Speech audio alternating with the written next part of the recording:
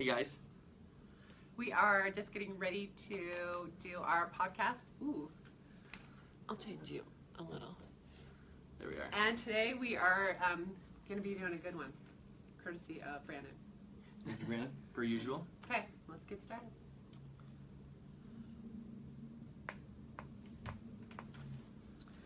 All right, you guys, so let's talk about relapse prevention. So we talk a lot about the difference between recovery and sobriety. And as we jump into this topic, I definitely want to make sure that we don't get caught up in sobriety land. And what I mean by that is focusing on sobriety as the end-all, be-all of recovery, because you can learn how to be sober, but you can still be acting out in your addiction, like a dry drunk, right? And so, but these tools are really helpful and really important for relapse prevention. The fact of the matter is that this is a disease, and your brain is used to going to something to deal with pain, and you have to rewire your brain. And so the tools around relapse prevention are designed to rewire that brain, and these tools really work if you work them. So with that, I just want to ask you guys first, what are some of your favorite tools?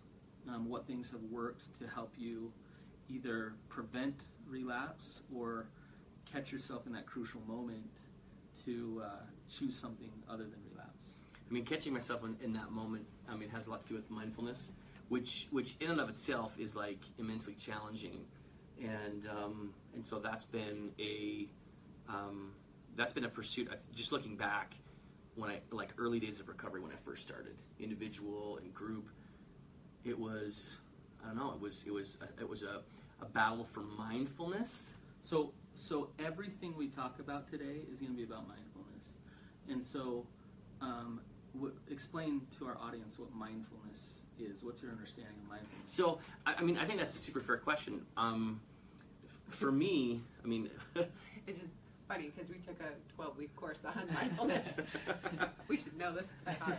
we should know this by heart, but I think mindfulness has application in many different ways and in many different roles in life. So for example, when I talk about mindfulness in recovery, what I'm really referring to is I have a specific set of dailies that I have to do. I have specific boundaries that I have to hold. Okay. I have specific bottom lines that I live within. One of them is I don't take my phone into the toilet, the bathroom, and so and then I also have I'm mindful of Spike and where he shows up, because he always leaves. He's not really original. He leaves a lot of patterns that I can be mindful of.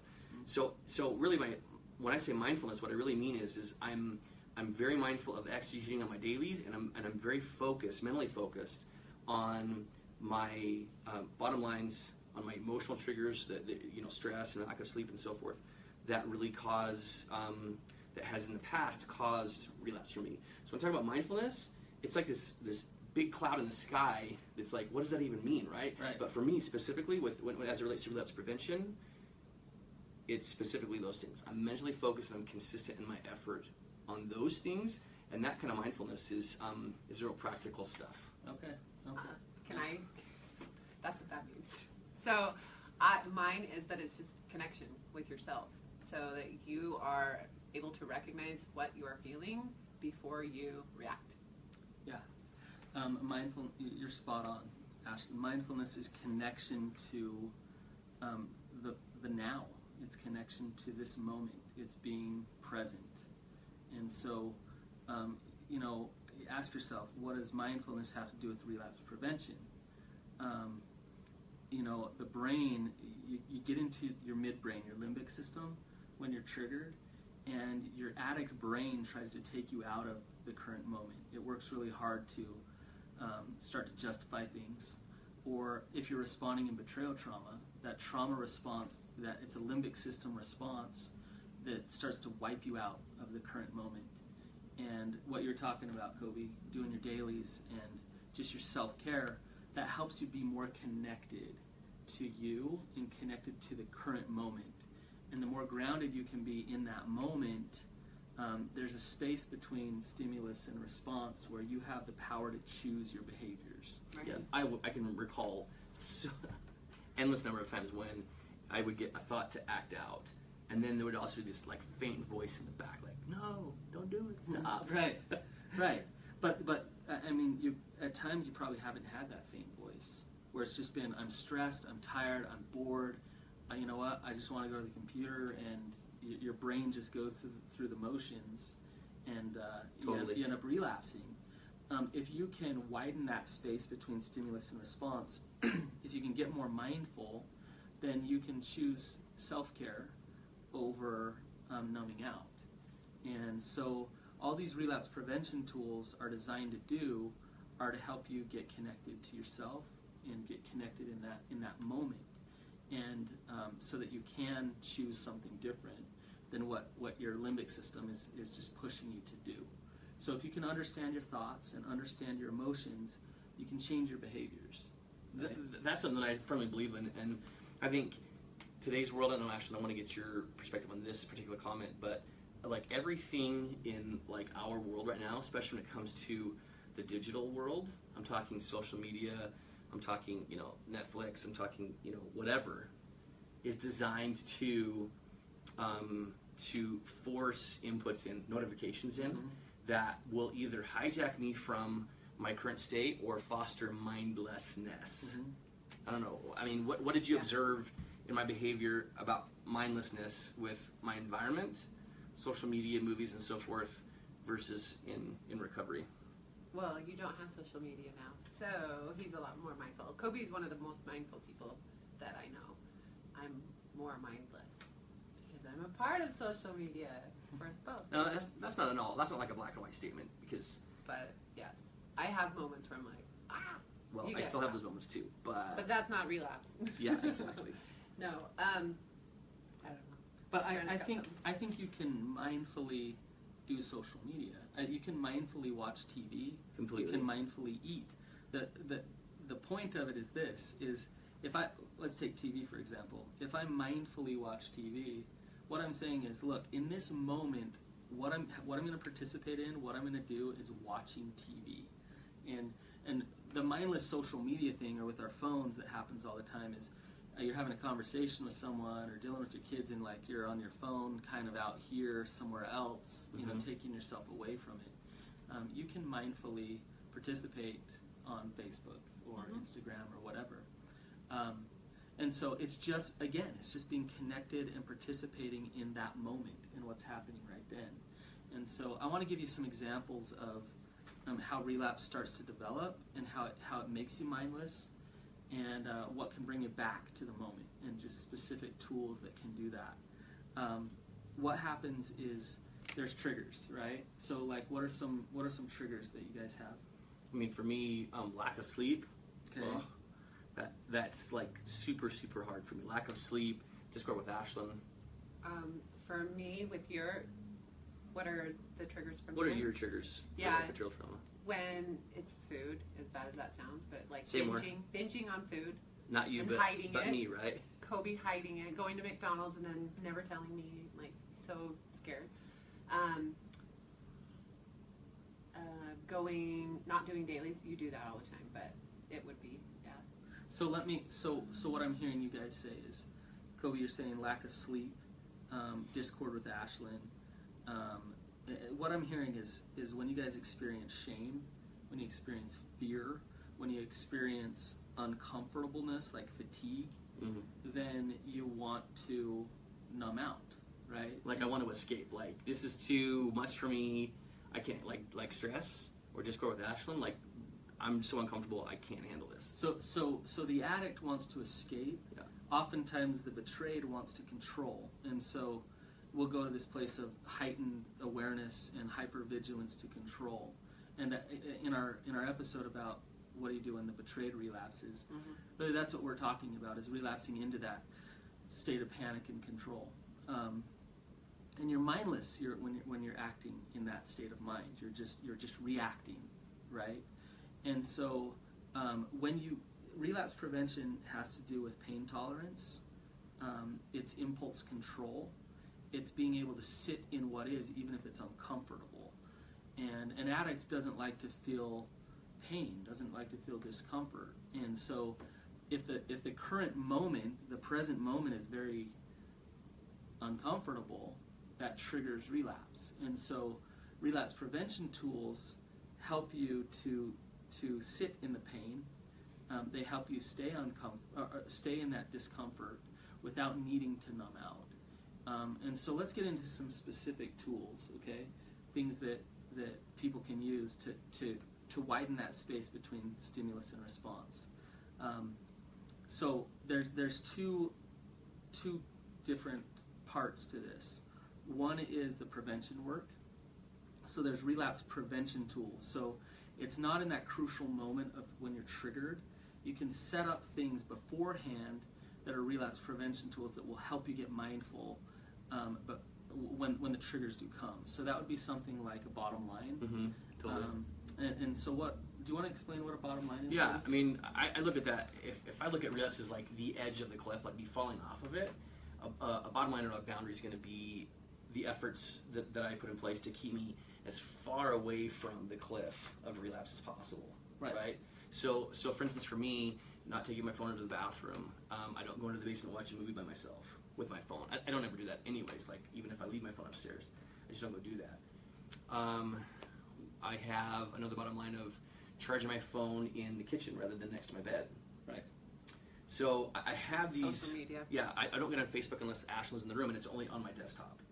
Like I don't have it on my, and I removed Instagram and Facebook from my phone, and I do that because I know for sure. I mean, the way that I figured out how to set those up is because those were always the things that took place that led to the instigators of the catalyst to relapse. Right. So bottom lines are set around danger zones. So Yeah, you totally. know, like I had a guy this morning I was meeting with, and he said, I'm going to set a bottom line of I have to be in bed by 11 p.m. And that's because late at night he's tired.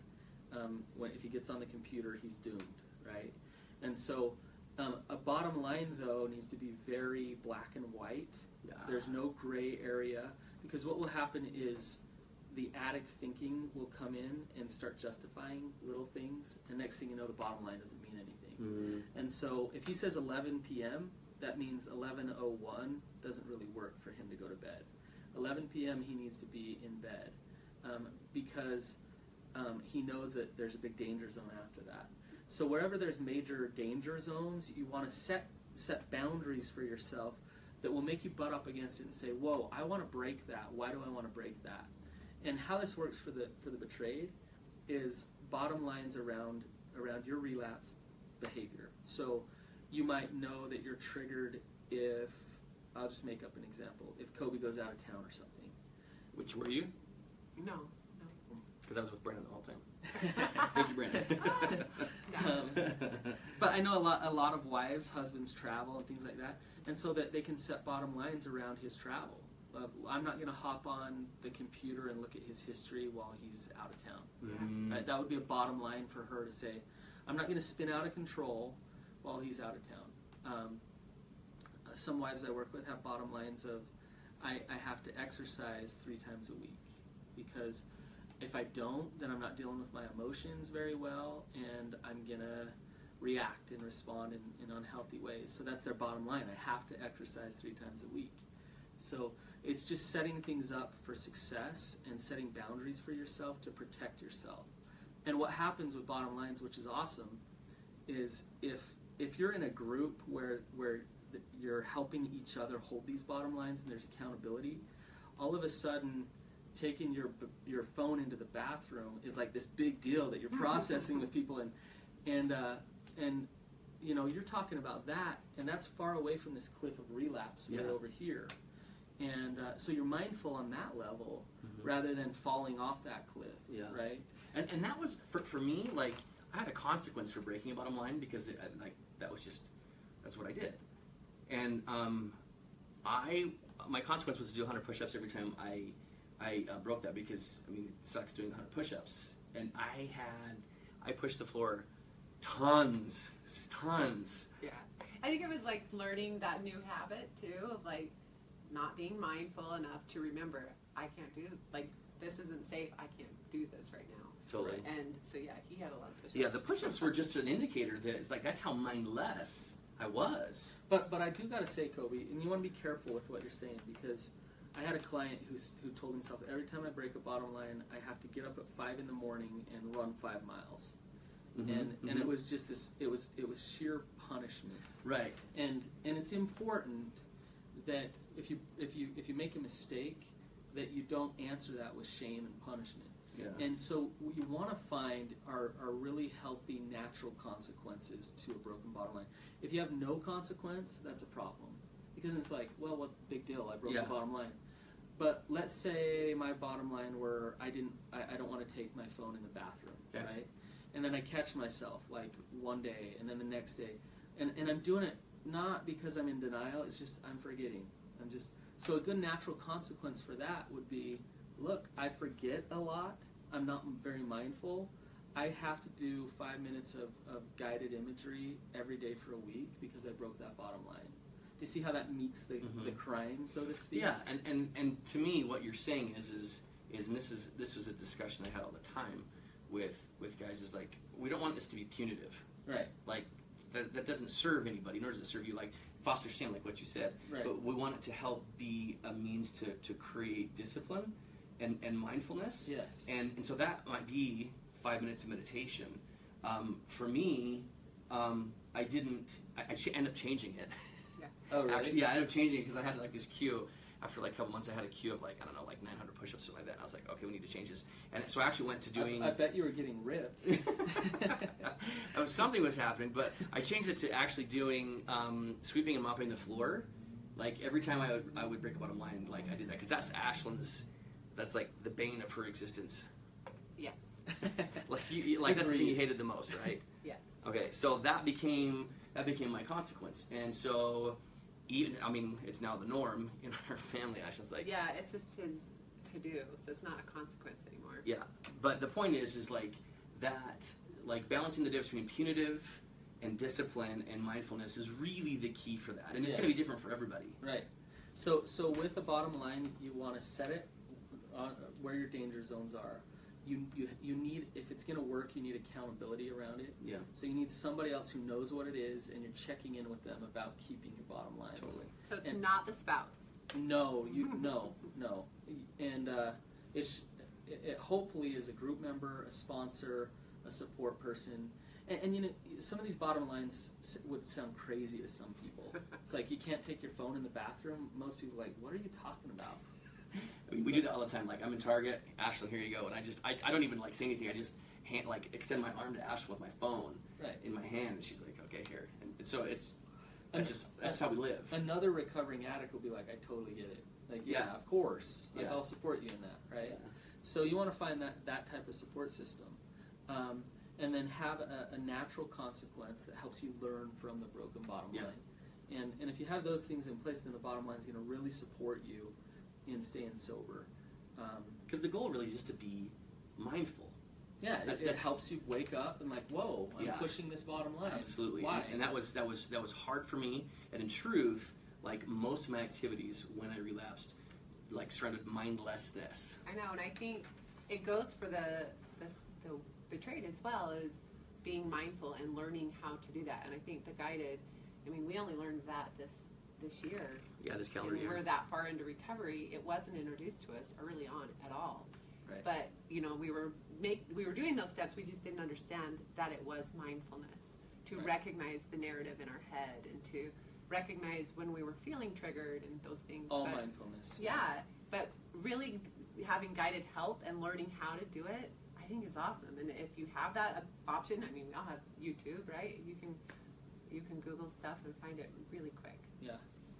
There's a huge mindfulness push right now. If you go to the bookstore or because what we're finding and the research is showing is to find peace and happiness, it's all about connecting to the now. And so a lot of therapists are moving in that direction. And it's no surprise to me that relapse prevention has everything to do with mindfulness. So speaking of mindfulness, let's just run down a few more really solid tools for relapse prevention. Another one is what I call a bookend, and what that is knowing where your danger zones are and setting up accountability around that. And so, things like going on a business trip would be a good thing to bookend. And what that means is you make a phone call to a support person before the business trip and say, hey, I know I'm going into a dangerous place. I'm going to be staying at a hotel tonight. I'm going to call you in the morning and tell you that I was safe all night. And so that way you got another set of eyes, so to speak, on you. Yeah. And then you call in the morning and you check in and you say, yeah, it went well. So you've bookended it on each end. And I've seen guys bookend walking in a bookstore. They've bookended taking a shower. But you can bookend all kinds of things that are danger zones. And so it's having that accountability on both ends. So that whole traveling bit is super important for me, because I spent 3 months of every year traveling internationally, and so when we talk about bookending, what I would also advocate too is having traveling bottom lines. And so the guys I work with, some pilots, work with people who travel, and so we set up things like traveling bottom line would include charging your phone in the bathroom rather than next to your bedside table, never turning on the TV. Or some guys request the TV to not be in the room or something, yeah, right? Totally. Or they'll remove they'll just give the remote control to the TV to housekeeping or take it back to the front desk. And also, if you're going to access any device for any kind of need, whether it's email, work, whatever, go downstairs in the lobby in the highest traffic area possible with your screen visible to the most amount of people, and use the internet there. So to watch a movie or whatever. So you're talking about a relapse prevention tool that's really important, because addicts have this thing where when you leave home, when you go on vacation, somehow recovery's on vacation too. Totally, it's total rubbish, but that's exactly how I thought. Right. You're talking about me, you know that, right? Or the former me. Right. And so the tool here, and to all the addicts that I work with, I talk about this, is have a travel plan in place. Yeah. And that's what you're talking about, all these little things, but have it written out, have accountability around it, know beforehand what you're kind of getting into, and then just keep that structure as you travel. And so have a travel plan in place, really important. Specific bottom lines when you go. Another tool that I've seen a guy use when he travels is what I call an emergency kit. And what that is get a container and put things in there that motivate you and that waken you up. So maybe it's a 3-ring binder or a little box or whatever, but if you put pictures of your family in there, a letter to yourself that maybe you've written when you were in a good place, a playlist of good music, whatever motivates you, maybe pictures of Jesus, and you can take that stuff and put it on your nightstand. I had a guy who would drape it all over the TV in the hotel room when he would travel, and he'd use his emergency kit. But the point is to have tangible things that awaken you to say, yes, I am motivated, I don't want this. To snap you out of that fixated, ritualized mental state, because I would be totally and completely hijacked. Yeah. During while I was traveling, and so having those things, I can totally see how that would snap me literally out of it. Right, and hopefully it can create a barrier for you. Like that guy who drapes it all over his TV. Yeah. He's got to go through 2 pictures of his children and a letter that he's written to himself and a picture of Christ, and then he can watch porn, right? And so it wakens him up. Do I really want this? It stops him and helps him get mindful in that moment. Yeah. So some other tools, and I'm trying to go through these quickly, and we won't get to all of them today. One thing that I'll talk about is what I call pain for gain, and what I mean by that, this isn't self-harm. It's not hurting yourself, but it's awakening your senses. And so if you are triggered, it's helpful to get one thing that helps you get mindful is feeling your senses. And so I've seen guys do things like walk around the block in the middle of the winter when it's freezing cold. It wakes them up. They'll go outside and pray on the concrete on their knees and feel the concrete on their knees. Other guys will grab an ice cube and hold it until it melts, and so they can feel that, and it's freezing cold in their hand. All of a sudden, they're not thinking about touching their penis. They're thinking about touching that ice cube, right? It's awakening them, like, whoa.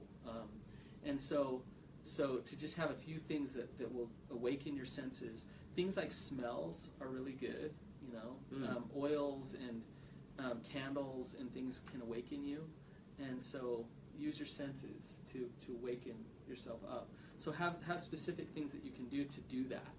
You know, if you wake up in the middle of the night and you're really triggered, like have certain things that, okay, I want to wake myself up here so that I can get mindful. And that's a really hard one, because obviously when you're up in the middle of the night, it's like you're potentially like hijacked with sleepiness, with fatigue, with just being, you know, drowsy. Oil, lavender oil or something right next to your bed. Yeah. That can certainly wake Help you you up. go back to sleep. Or like smelling salt if all it fails. Wake you up literally. That's a good idea. So another tool, I'm just trying to plow through here, you guys. Yeah. Is the stop mantra. Do you have a stop mantra in place, Coby? You What need a is stop that? mantra in place. You both need a stop Tell me mantra. what it is. Actually. Maybe we have one. What it is when you find yourself triggered. So this is for the crucial moment. This is when it's like, oh, like I'm in a trigger. Okay. Say stop out loud. So it's stop, and then have a quick little mantra of truth. So it might be, I'm beautiful, or I love my family, or I'm a son of God, or something that's true, okay? And the reason why you want a quick mantra that's true is because when you're triggered, your brain is preparing itself to trick itself. It's trying to go into denial, justify things. So you have an affirmation or a mantra of truth, and then that triggers 5 things that you need to do, and they're the same 5 things every single time. So what you're trying to do, you're trying to condition your brain that when the trigger happens, you know, like, okay, this is what I do. I walk through these steps, and I know exactly what they are. And so the first step should be breathing, and the reason is because hopefully you can breathe in any situation. I would hope that's the truth. But like mindful breathing. So, okay, I'm going to stop. I'm a son of God. Now I'm breathing for 2 minutes. Yeah. All I'm going to do is breathe. Okay, the trigger might still be there after I breathe for 2 minutes. So the next thing, now you can put whatever you want for these 5 things, but they need to be in the same order and the same 5 things every time. There needs to be an element of mindfulness breathing. So I'm going to give you 3 that need to be in there. So you can put 2 other ones that you want. Okay. The other things that need to be in there is usually you want the order of these things to increase in intensity. So first I'm just breathing for 2 minutes, right? The next thing I might do is listen to a song that motivates me and helps me get mindful. The next thing, which is one of the essential things you need in there, is I'm going to make a phone call and reach out to somebody. I'm going to call somebody. You're going to speak it. I'm going to speak it. I'm going to be honest, and I'm going to say, look, I'm triggered right now. This is what I'm feeling. This is what I'm having a hard time with. Okay. The next one could be exercise, and this is another one that I'd encourage you to put in there for sure. It's because exercise is a release, and it awakens you as well. So maybe you just do 10 push-ups, or walk around the block, or whatever it is. But move. Hold low plank for 2 minutes. What's that? Hold low plank for 2 minutes. I couldn't do that, to be honest with you. Ashlynn can, but I couldn't. Seriously, that would be a good stop mantra activity. Yeah. Like, dang it, I got 2 minutes now before I can masturbate. Right. Or scream. Whatever your relapse is. Yeah, or scream or freak out, or I got 2 minutes of low plank first. Yeah. And so exercise. And then the last one, hopefully, is something that can really waken you up. And that might be writing in your journal, 2 pages of all the consequences of the behavior that you want to do. Mm-hmm. So you're at least mindful of what you're choosing. Mm-hmm. Like, okay, I want to freak out at my husband and just berate him and all this. What are the consequences of that? That's what I really want to do, right? I want to act out. And so journaling that out can be really helpful. But you can add in any mindfulness tool to the end. Really, what you're saying is just like let's prevent the hijack. Let's stop the hijacking moment in its tracks. Right. With these 5 tools. That's essentially what you're saying. Right. Exactly. But what I'll do with my groups is I'll play stop mantra roulette, where I go around the group and I just point at a guy, and he has to say stop 1, 2, 3, 4, 5, and just give it to me. He knows exactly what he does in that crucial moment, and it's important that it's that automatic, because if it's not, a guy who's written down a stop mantra once and never used it, in that crucial moment, he's not going to be like, oh, what's that stop mantra thing? Totally. It needs to be in place and it needs to be practiced, which is also in and of itself an exercise of mindfulness. Yes. To just know it, right? Yes. And you know, I have guys write it out. Sometimes they'll write it out with their non-dominant hand to try to remember it. But practice it even when you're not triggered. Like just go through the motions of it even when you're not triggered, so that you condition your brain. You know, it's awesome in that moment when you're stressed or bored, if your brain's thinking, okay, I got to say stop and breathe for 2 minutes, rather than I got to get to that computer to act out. Totally. I think Ashlynn and I, we've probably been more on the side of prevention on this, meaning like preventative measures. Well, Not that we don't have those 3 things. of those things, so I never heard of that, to be honest with you, and so I think it's awesome, and I love the idea, and I think it works with like everything in life, not just a relapse. It's for sure. But you've been super mindful though, Ashlynn, about having, like, for instance, you have a shame partner, and that certainly comes into place. It's that whole idea, which is totally one of those. I breathe, and then I do affirmations, and then I speak my shame. Yeah. So I just need 2 more. Yeah, you just haven't formalized your stop mantra. You have one. Yeah, so. I already do it in the same order. And the preventative stuff is working out. It's taking time to do dailies each day, and having bottom lines in place has helped us, I think, as far as a preventative measure to help. That's not to say that we don't get to the our dailies are our lifestyle, so it's not like this thing, and we've chosen to have it be that way. And so, although we don't classify ourselves as like, you're the addict for the rest of our life, and I'm the betrayed for the rest of my life, it's a part of our story for the rest of our life, and we'll always be preventing. Right. I'm so glad you guys are bringing up dailies, because all these tools are awesome, but if you don't have the capability to work them, you're not going to work them. And so, to me, the prevention work is the most important part of it. If your life is way out of balance and you're not getting any sleep, or you're eating horribly, or just things, then when the triggers come, you're going to have a really hard time tolerating that pain. But if you got an imbalance and you're taking care of yourself and you're practicing self-compassion, then the triggers will come and you'll be able to just kind of see it and deal with it. You can't always have the defense on the field. Defense can't always be in the field. I mean, you can't always just wait for the next line drive to come at you. That's not a way to live life. No. It's not mindful. It's living in fear. It's just waiting for the next one to come. So the preventative stuff for us has been hugely important. And the cool thing is we've done it together. Well, and it has been this happy, I don't know, we're the happiest we've been in all the years, and our life is like a 180 from where it used to be, where it looks happy, you know? Right. And so it's that. But it makes us more apt and more mindful because we're super focused on putting the offense on the field and doing dailies every day. That means that it requires the triggers are less drastic because we have more mindfulness because we've already executed against our dailies. Yes. You know what I mean? Yes. Your best defense is a good offense. No question. Anyways, well, glad you guys are here. If you've liked this, please share. Please hop on and give us a review as well. Just grateful for you guys being a part of this. I mean, I know. This thing is awesome. When we come and do these podcasts, like right before we share some of the feedback we've gotten for the week, and it's just cool. We honestly started this for like, we don't know what we're doing, and we don't really know what we're going to do with it, and so it's amazing to hear how people are finding it and how it's helping. So thank you. And just a couple things. Ashlynn and I, we were talking before this. We're talking about relapse. Refer back to our episode. You know, what do you do if you relapses? And one thing that's important, an important relapse prevention tool, is a post-relapse prevention plan. Absolutely. And to learn how to cope with relapse after it happens. And another thing I want to mention is our awesome workshop on July 29th in Provo. and check it out at our website, betrayaladdictedexpert.com, or on our Facebook page. So It's going to be a great experience, and it's super intimate. So if you wanted to just sit and hang out, ask questions, share your experience, have a dialogue, Find other people.